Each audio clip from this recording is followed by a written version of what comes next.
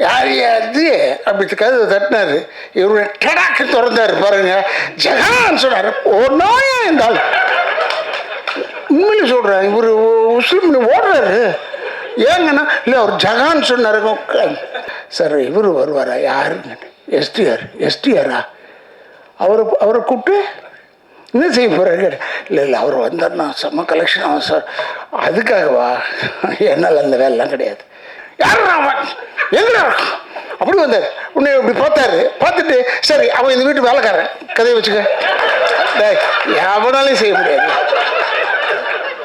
உயிர் உள்ளவரை உஷால நடிக்கும் போது என்ன பயமோ அதே பயம் இப்போவும் இருக்கு அவர்கிட்ட. ஏன்னா எனக்கு அவர் பசுக்குன்னு திட்டி விடுவார். அவர் யாரையும் பார்க்க விட மாட்டார். அதெல்லாம் எவ்வளோ பெரிய ஆளாக இருந்தாலும் சரி. ஏறத்தில் ஒரு 42 வருஷம் அடிச்சா இந்த படம் 40 கிழிஞ்சது போ 83 போயிட்டு அடிச்சிருக்கோம். இப்படி வைகை கரை காற்று இல்லைன்னு பாடினார். அப்படி யாரும் பார்த்து என்னடா இந்த மனுஷன் நின்ன இடத்துல தட்டுறாரு, நின்ன இடத்துல பாடுறாரு, எப்படிடா இது இப்படி ஒரு மனுஷன்னா என்ன? அப்போ பார்த்தேன். இப்போவும் 40 வருஷமாக இதே மாதிரி தான் இருக்கார். நான் எப்பவுமே தம்பியை கூட பார்த்து சொல்லுவேன். நான் பிள்ளைய பார்த்து சொல்லுவேன். அவன் எனக்கு ஒரு மகன் மாதிரி அவர் நான் எப்பவுமே பார்த்து சொல்லுவேன், என்ன தான் சொல்லு, அந்த டிஆர் மாதிரி நீ வர முடியாது. அப்படிப்பட்ட ஒரு ஆளப்பா. இவரை நம்பி நான் வீட்டுக்கு போயிட்டேன்.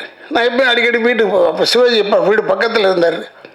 அங்கே போனோம்னா மேலே நின்றுட்டே இருந்துட்டு, மேலே தானே இருக்கார், நான் டிஆர் எப்படி இருக்கீங்க அப்படி செஞ்சுட்டார்.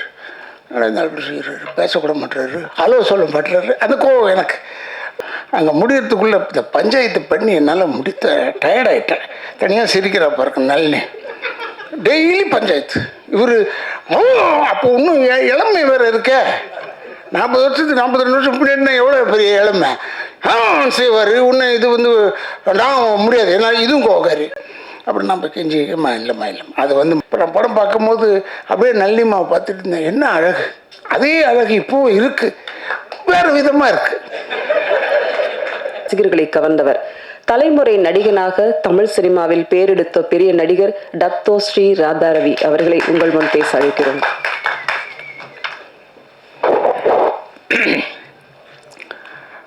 இங்கே கூடியிருக்கும் என் குடும்பத்தை சேர்ந்தவர்களே, வந்திருக்கும் பத்திரிகையாளர் நண்பர்களுக்கும் இந்த யூடியூபர்ஸ் அவர்களுக்கும், ஏன்னா நான் இன்றைக்கி வாழ்ந்துட்டு இருக்கேன்னா அது முக்கிய காரணம் அவங்க தான். ஏன்னா அவங்க தான் அக்கப்புறம் எழுதுவாங்க. எழுதினாலும் பரவாயில்ல, நல்லா இருப்பேன் நான். ஏன்னா அவங்க எழுதணும், என்னை பற்றி ஏதோ ஒன்று எழுதணும். புரியுது உங்களுக்கு? இப்போ காந்தியை பற்றி பேசும்போதெல்லாம் கோட்ஸை பற்றி பேசுகிறாங்கல்ல, அது மாதிரி தான். அது தவறு கிடையாது. இருந்தாலும் நல்ல நண்பர்கள். அண்டு சகோதரர் தானவர், என்னுடைய சகோதரன் அவர். நாங்கள் எப்பவுமே நிறைய சண்டை போட்டிருக்கோம். நிறைய வாட்டி சண்டை போட்டிருக்கோம். நிறைய தடவை அதை பற்றி கவலைப்படுறதில்லை, ஒற்றுமையாக போயிட்டே இருக்கோம். அதான் ஆச்சரியமாக இருக்குது. அவர் வீட்டு ஃபங்க்ஷனாக இருந்தாலும் சரி, என் வீட்டு ஃபங்க்ஷனாக இருந்தாலும் சரி, அவர் கலந்துக்கிட்டு நானும் கலந்துக்குவேன். அதே மாதிரி சகோதரர் செல்வமணியெல்லாம் ஏன் மறக்க முடியாதுன்னா, இன்றைக்கி ராதாரவி நிற்கிறான்னா அதுக்கெல்லாம் ஒரு காரணம் செல்வமணி அவர்களும் இருக்கிறார்கள். ஏன்னா அவருடைய படம் செம்பருத்தி போய் நடிக்கிறேன்னு போது தான் எனக்கு ஹார்ட் ப்ராப்ளம் வந்தது.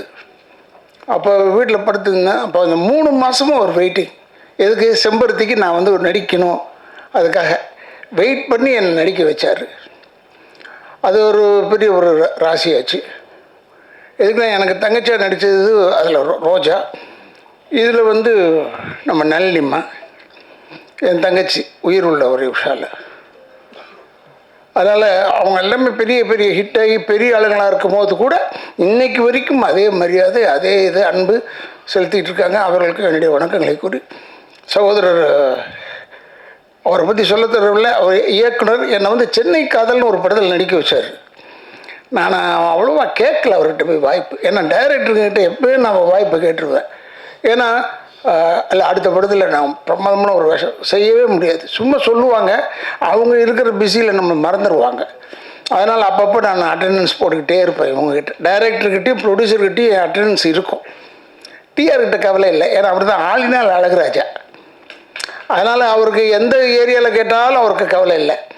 அவர் எப்பயுமே என்னை கூப்பிட்டு, உயிர் உள்ளவரை உஷா வரும்போது நான் சொல்லியிருக்கேன், பேட்டியில் சொல்லியிருக்கேன், என்னை கெடுத்தவர் டி ராஜேந்தர்னு. ஏன் என்ன கெடுத்தாருன்னா, 8 வருஷமாக எனக்கு படம் இல்லை. லா காலேஜ் படிச்சுட்டு இருந்தேன். கொஞ்சம் கொஞ்சம் ஒரு 2 படம் ஒரு படம் அப்படி நடிச்சுக்கிட்டு இருப்பேன். அப்போ டிஆர் சார் வந்து எனக்கு வந்து அமெரிக்காவில் எங்கள் அக்கா இருக்கிறதுனால என்னை கூப்பிட்டுட்டு இவருக்கு எழுதி போடுற ஓஹியோவில் ஒரு ஆளை கேட்டிருக்காரு டைரக்டராக வேணும்னா அப்படின்னு கூட எழுதி போட்டேன்.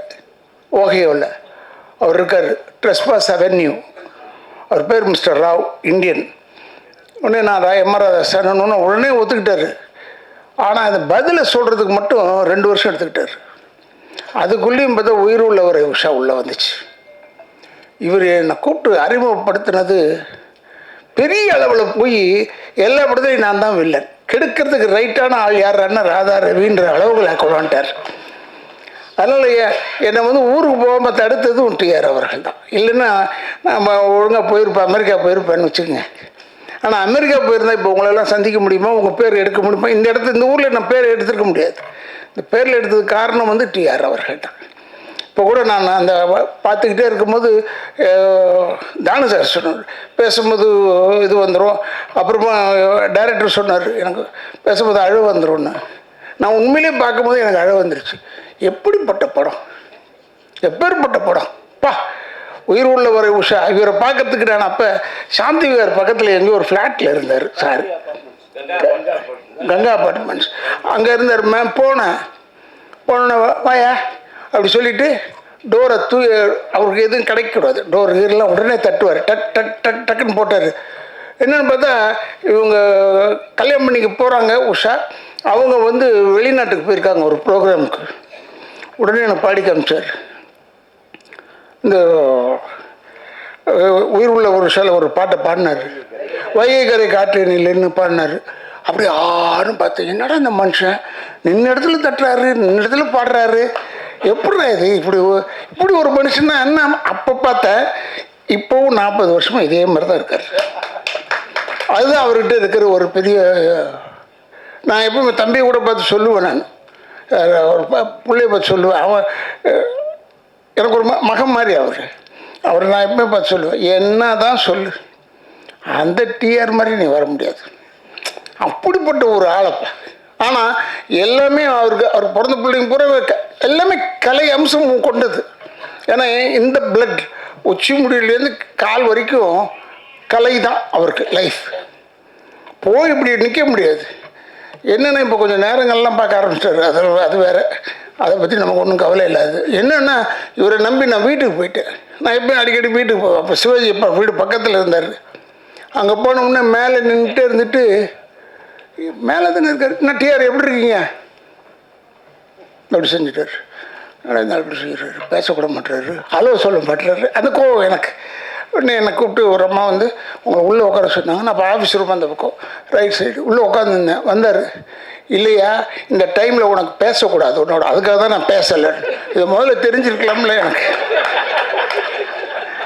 அவர்கிட்ட கோச்சிக்கவும் முடியாது. அவர் சொல்கிறது பூரா செய்கிறது பூரா எல்லாமே நல்லது. என்னென்னா அவருடைய இன்னொரு படத்தில் நடித்த நானும் நளினியும் ஜோடி. அப்போ அதில் நான் சென்ட்ரல் மினிஸ்டராக நடித்தேன், காதல் அழுது. அது ஹைதராபாத்தில் எடுக்கிறோம். என்ன ஒரு லாபம்னா டெய்லி ஒரு கோழி அவுட்டு ரெடியாக இருப்போம் நாங்கள். நான் இன்றைக்கி தான் கோழி ஃப்ரை பண்ணிட்டியா அப்படி சொல்லுவோம். எங்களுக்கு தெரியும் எப்படி ஒரு டெய்லி ஒரு கோழி உண்டு. அது ஒரு எல்லாருக்கும் கொடுக்கறதில்ல அவ்வளோ அன்பானவர். இப்போ கூட சொன்னார், அவருக்கு எழுதி வச்ச வசனம்னு தானு சார் சொன்னாங்க, நான் பார்த்ததில்லை இப்படி ஒரு மனுஷனை நான் பார்த்ததே இல்லை. ஏன்னா டைலாக்ன்றது ஒரு புக்கு கிடையாது, கையில் ஒரு பேப்பர் மட்டும்தான் இருக்கும், இந்த screen play of the picture. Scene order படி இவர் பாட்டுக்கு சொல்லிக்கிட்டே இருப்பார் டைலாகை, நம்ம பாட்டுக்கு சொல்லிக்கிட்டே இருக்கணும்.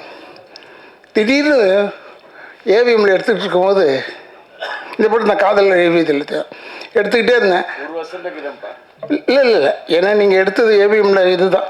இந்த ஒரு சீன் எடுத்தீங்க, சுற்றி நடந்து வந்தேன். நடந்து வர இவர் பாட்டுக்கு டைலாக் சேர்க்குறாரு ஒரு பாட்டுக்கு.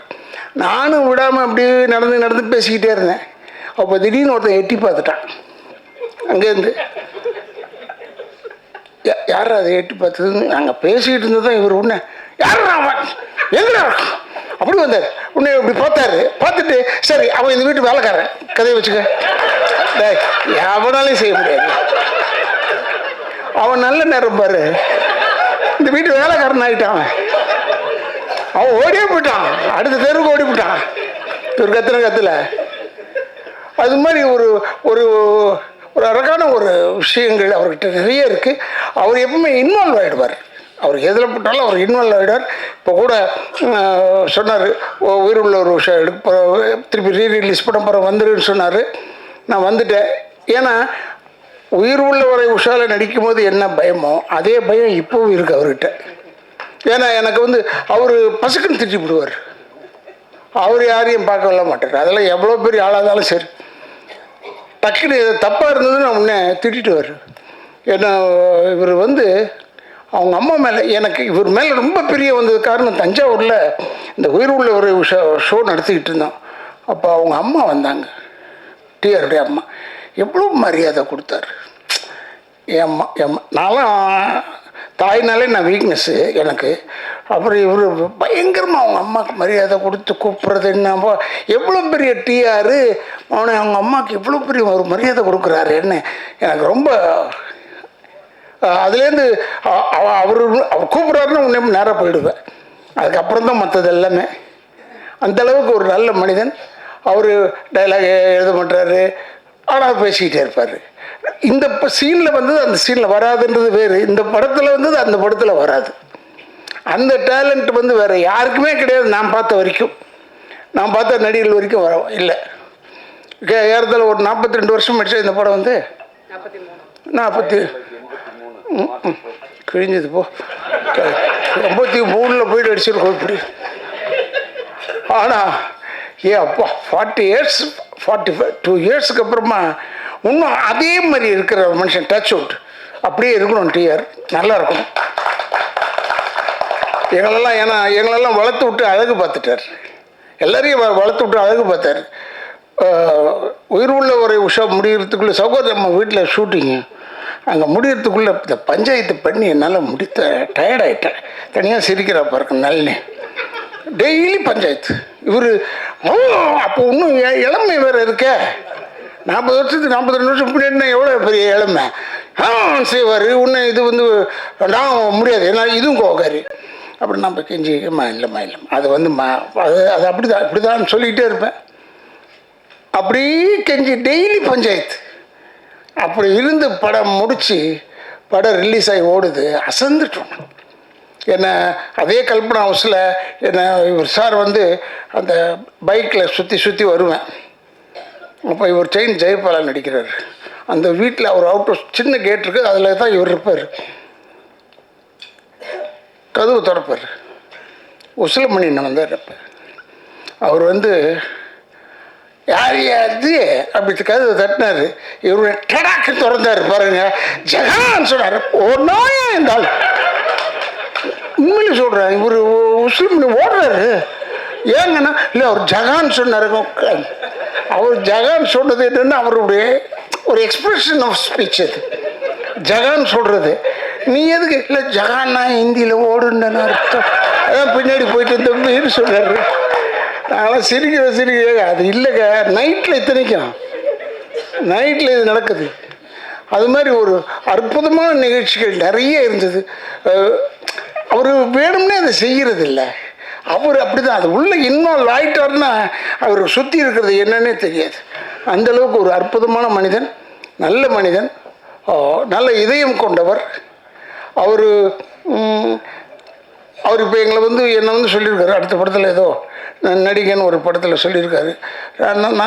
நான் நடிக்கிறேங்கன்னு சொல்லிட்டேனே ஒழிய இன்னைக்கு வரைக்கும் திக்குன்னு இருக்க உள்ள இவரோட போய் நடிக்கணும்னா என்ன கண்டிஷனில் போகணும், என்ன மாதிரி போகணும். ஏன்னா இப்போ நமக்கு ஏஜ் ஆகிடுச்சு. எனக்கு 72 ஆகிடுச்சே.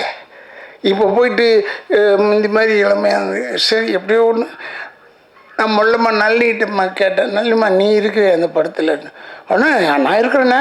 அண்ணோட அப்பாடா 2 பேர் ஆச்சு கணக்கில். அப்போ இது திட்டு வாங்கிறதுக்கு 2 பேர் இருக்கும், போதும்ப்பா அது போதும் என்று சொல்லி இப்படி ஒரு மனிதனை நப்பா எத்தனை டைரக்டர்ஸ் எல்லா டைரக்டர்ஸ் செல்வமணியோடலாம் மாஞ்சி ஒர்க் பண்ணியிருக்கேன், நிறைய படம் பண்ணியிருக்கேன். இருந்தால் கூட அந்த செல்லுமணிலாம் அந்த சாஃப்ட் இதாக பேசுவார். இவர் அப்படி இல்லை, இவர் ஸ்டார்ட் கேமரான்றதுக்கு முன்னாடியே ஆரம்பிச்சிருவார். நம்ம எங்கே போய் ஸ்டார்ட் பண்ணுறது எங்கே எண்டு பண்ணுறதுனே தெரியாது நமக்கு. அந்தளவுக்கு கொண்டாந்து விட்டுருவார். என் வண்டியை தான் நிற்க வச்சாங்க அந்த ஷாட்டில். உங்களுக்கு ஞாபகம் இருக்குன்னு நினைக்கிறேன். பைக் மேலே பறந்து இப்படி வருவார். அந்த ஷாட் போடல இப்போ ட்ரெய்லரில், படத்தில் இருக்கு. நாங்கள் நிற்போம். என் ஃப்ரெண்டு வீட்டில் தான் எடுத்தோம், சீதாராம் வீட்டில். இப்படி பைக் எடுத்துகிட்டு பறந்து டூப்பு தான் வந்து என் வண்டி இடிச்சிட்டான் பின்னாடி வெளில. இடித்து அந்த ஃப்ரேம் ஆஃப் த அம்பாசிடர் கொஞ்சம் மாறி போச்சு. உடனே நான் இவர்கிட்ட போய் சொன்னேன், டிஆர் இப்படி பாருங்க இப்படி பண்ணிட்டேன்னு. அப்படியா, நான் பார்த்துக்கிறேன் போ.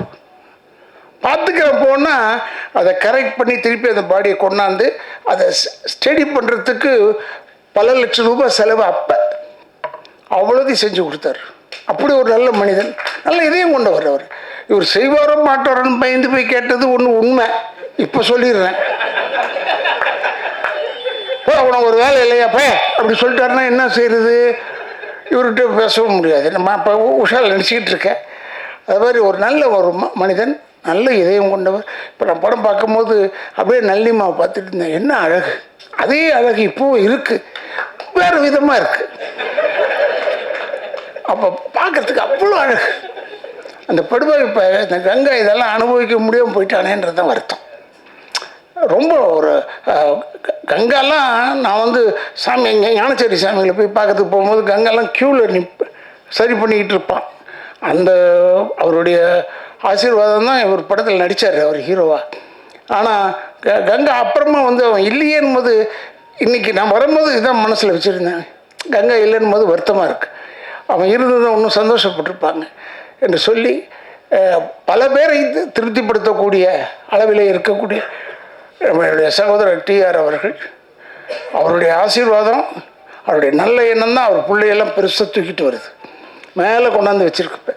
சில பேர் என்னை கேட்டாங்க, ஃபங்க்ஷனில் கூட கேட்டாங்க. இந்த ஃபங்க்ஷனில் இன்னொரு ஃபங்க்ஷன், வெளிநாடு ஃபங்க்ஷன் ஒன்று பேசிக்கிட்டு இருக்கும்போது, சார் இவர் வருவாரா? யாருங்க? எஸ்டிஆரா? அவரை கூப்பிட்டு என்ன செய்ய போகிறாரு? இல்லை அவர் வந்தார்னா செம்ம கலெக்ஷன் ஆகும் சார். அதுக்காகவா? என்னால் அந்த வேலைலாம் கிடையாது, எனக்கு அந்த வேலைலாம் கிடையாது. ஏன்னா நான் நேராக போய் டிஆர்கிட்ட தான் பேச தெரியும். டிஆர் வந்து அவர் ரூமில் உட்கார்ந்துருக்கிறதே ஒரு கலை அம்சம் கொண்டது ஒரு விஷயம். நான் பெருமைக்காக சொல்ல, கலை அம்சம் எல்லா ஏரியாலையும் கலை அம்சத்தோடு தான் இருப்பார் அவர் வெற்றித்தனமாக பேசி நான் பார்த்ததில்லை, கேட்டதில்லை. வெற்றித்தனமாக நான் வெற்றித்தனமாக நிறைய பேசுவேன். இப்போ பேசிகிட்டு இருக்கேன், இதில் பாதி வெட்டி பாதி நல்ல விஷயம் இல்லை? அது மாதிரி தான் நான் வந்து எப்பவுமே பேசிக்கிட்டே இருப்பேன். அப்படி அரட்டடிப்பேன் எல்லாம் பண்ணுவேன். அவர் மட்டும் அப்படி இல்லை, எதை தொட்டாலும் சினிமா தான், எந்த பக்கத்தை தொட்டாலும் சினிமா தான். சினிமாவை தவிர வேறு எதுவுமே தெரியாது டிஆர் அவர்களுக்கு, வேறு எதுவுமே தெரியாது, கண்ணிலையும் படாது அவருக்கு. அந்த மாதிரி ஒரு நல்ல ஒரு இதயம் கொண்டவர். இந்த படத்தை ஏதோ 13ஆம் தேதி ரிலீஸ் பண்ணுறாருன்னு சொன்னாங்க. அப்போ சொன்னாங்க காதலர் தினம் அந்த தினம், அதெல்லாம் அவர் பார்த்துருப்பாரியா?